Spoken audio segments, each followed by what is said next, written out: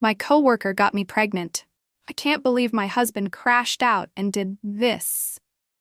The fluorescent lights of the doctor's office buzzed overhead as I stared at the ultrasound screen, the tiny, flickering heartbeat making everything real in a way the 3 positive pregnancy tests hadn't.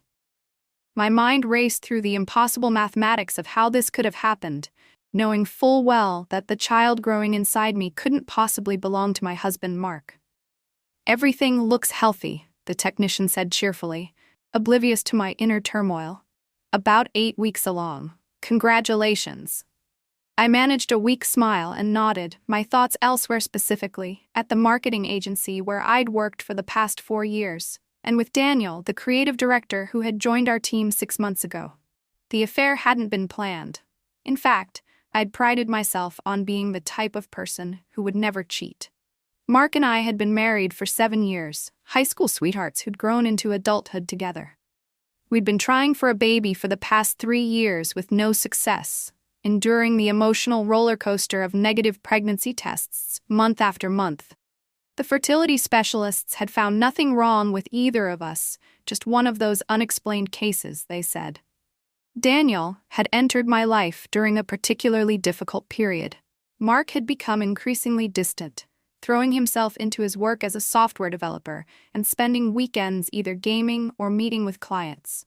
The connection between us had frayed to the point where we occupied the same house but lived separate lives. Daniel was different, attentive, passionate about his work in a way that reignited my own creativity. Late nights at the office working on the Westfield campaign had turned into drinks, then dinner, then something more. I told myself it was just once, a moment of weakness. Then twice. Then it became a regular occurrence over the span of 2 months. We'd been careful, or so I thought. When I missed my period, I initially attributed it to stress. When the nausea hit, I blamed it on a stomach bug going around the office. It wasn't until my assistant remarked that I seemed to be glowing lately that the possibility entered my mind. Now, as I left the doctor's office with a folder of prenatal information and a grainy ultrasound image, I faced an impossible decision. Tell Mark the truth and destroy our marriage? Tell Daniel and potentially upend both our careers?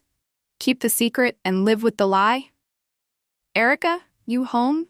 Mark's voice echoed through our 2-bedroom condo as the front door clicked shut.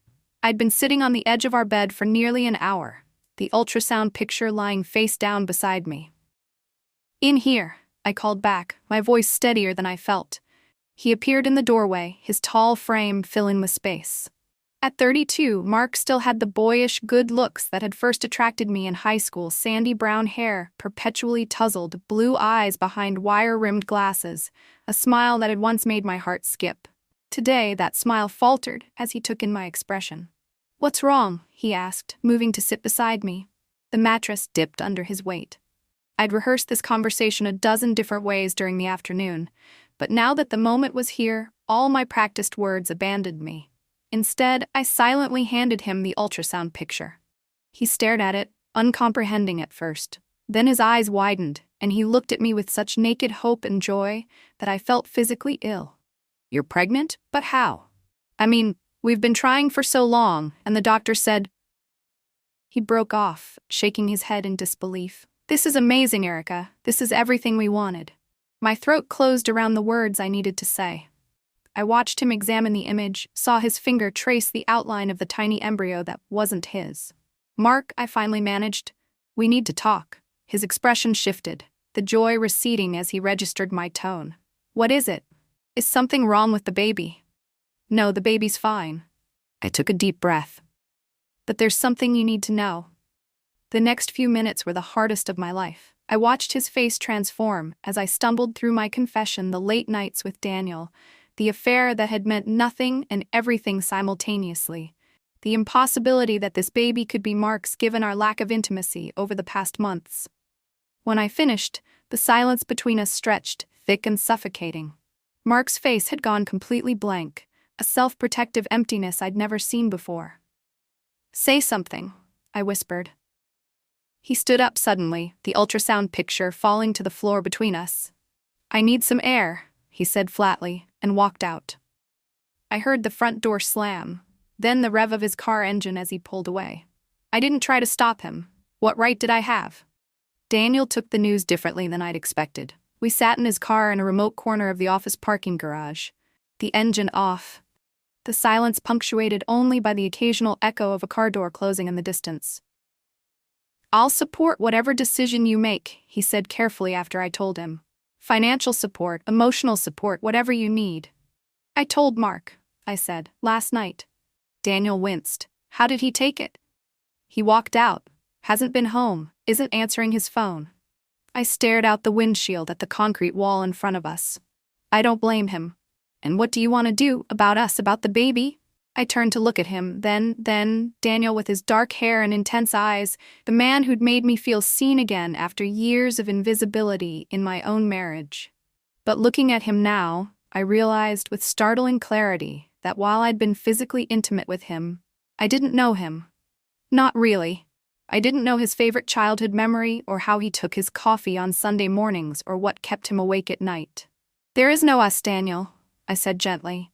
"There's the baby, and there's work, and that's complicated enough." He nodded slowly. "I respect that. But my offer stands. I want to be involved in my child's life." "I appreciate that," I said. "But right now, I need to figure out what's left of my marriage, if anything." Mark came home 3 days later.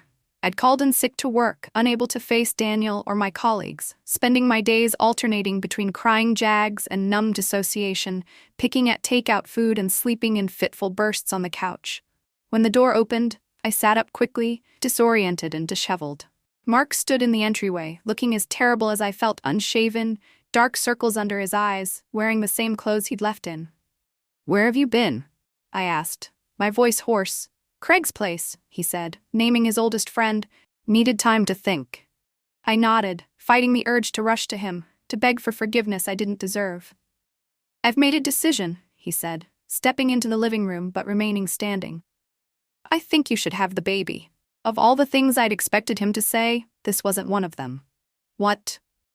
"We've been trying for years, Erica. I've watched you cry every month when your period came. I've seen what it's done to you, to us." He ran a hand through his unwashed hair. "And yes, I'm furious about the affair. I'm hurt beyond anything I can express. But this child, it's innocent in all this."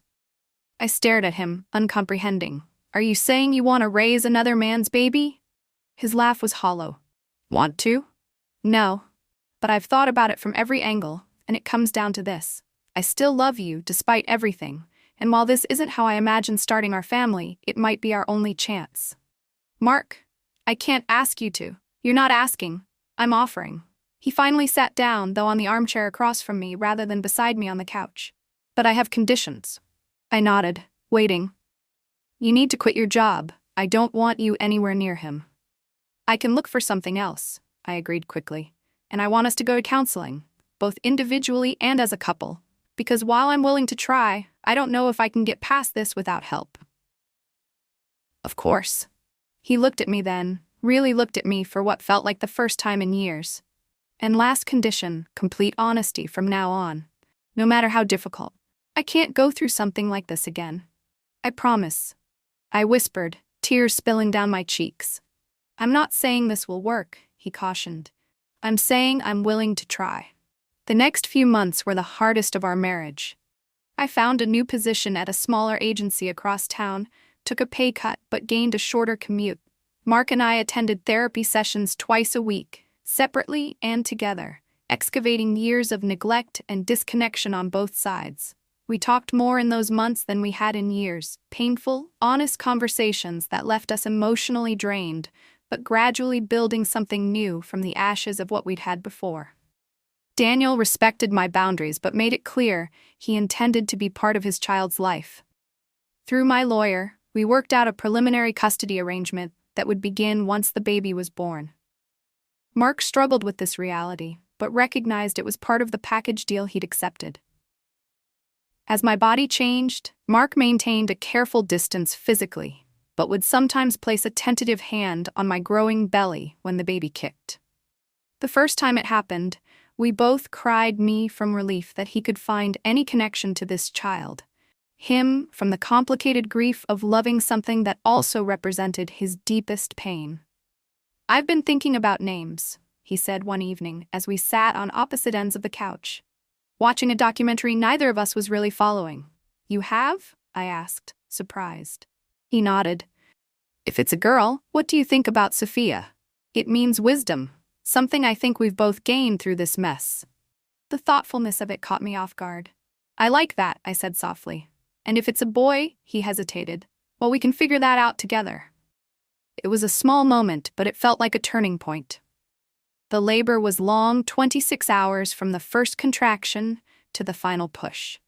Mark stayed by my side through all of it, holding my hand, helping me breathe, advocating for me with the medical staff when I was too exhausted to speak for myself. When our daughter finally arrived, red-faced and screaming with healthy lungs, the nurse placed her on my chest. She's beautiful, Mark said, his voice thick with emotion as he stroked her dark hair that was clearly not his own. Sophia, I whispered, looking up at him questioningly. He nodded, a sad smile playing at his lips. Sophia. Daniel came to the hospital the next day, awkward and emotional as he held his daughter for the first time. Mark excused himself during the visit, unable to witness the moment despite his best intentions. The reality of our unusual family arrangement hit all of us that day. This wouldn't be easy for anyone involved. The first year of Sophia's life was a balancing act of monumental proportions. Daniel had her 2 days a week, an arrangement that left Mark restless and anxious until she returned home. We continued therapy, working through layers of resentment and betrayal while trying to build new trust. There were setbacks, explosive arguments that ended with one of us sleeping in the guest room, days of tense silence, moments when it all seemed impossible. But there were also unexpected gifts. Mark bonded with Sophia in ways that surprised all of us, becoming a devoted father who could soothe her cries faster than anyone else. I watched him reading to her, teaching her to clap, celebrating her first wobbly steps, and marveled at his capacity for love. On Sophia's first birthday, we hosted a small party at our house.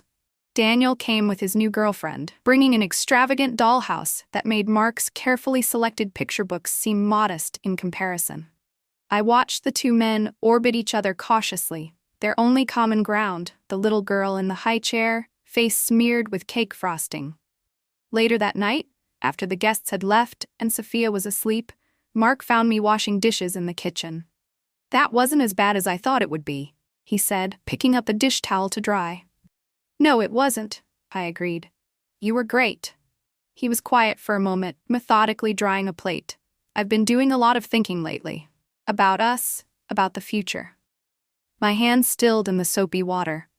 Over the past year, we'd rebuilt something between us not the same as what we'd had before, but something more honest, more intentional. We'd started sleeping in the same bed again 6 months ago, though intimacy was still a work in progress, complicated by both emotional scars and the exhaustion of new parenthood. What kind of thinking? I asked carefully. I want us to try again, he said. For another baby, a baby that's ours. I turned to look at him, searching his face. Are you sure? After everything? He set down the towel and took my wet hands in his. I'm sure about you. I'm sure about us. The past 2 years have been the hardest of my life, but also the most transformative. And when I look at Sophia, I don't see another man's child anymore. I just see our daughter. Mark, I whispered, unable to find more words. We've done the impossible, Erica. We've built something strong from complete devastation. And I want to keep building. He squeezed my hands. What do you think?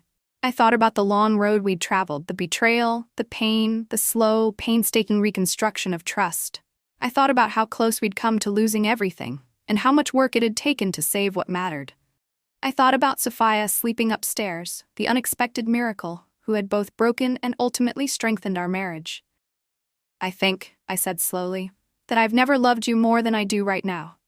His smile was genuine, reaching his eyes in a way I hadn't seen in years. Is that a yes? It's a yes. 2 years later, as I watch Mark chase our children around the backyard, Sophia with her dark curls flying behind her, and 11-month-old James toddling after them on unsteady legs, I marvel at the family we've created. It's not the family I imagined, certainly not the path I would have chosen. But it's ours, hard-won and precious. Daniel remains in Sophia's life, a dedicated father who never misses a weekend or a school event. He and Mark have developed a strained but functional co-parenting relationship, united in their love for the little girl who calls them both Daddy Daddy Mark and Daddy Dan. Her world expanded rather than divided by their presence. As for Mark and me, we continue to evolve. The affair is not forgotten, it can't be, but it no longer defines us. We've learned to communicate, to prioritize each other, to recognize the warning signs when we start to drift apart. We know now that love isn't enough without attention and intention behind it. Sometimes, when Sophia says something particularly wise or insightful for her age, Mark will catch my eye and mouth the word Sophia, reminding me of why we chose her name. Wisdom born from pain, understanding forged in fire. My coworker got me pregnant, and my husband crashed out of our home for 3 days. But then he came back and did the hardest, bravest thing imaginable. He chose to love us both, to rebuild rather than abandon, to transform betrayal into a new beginning. Not a fairy tale ending, but a real one. A human one. Our one.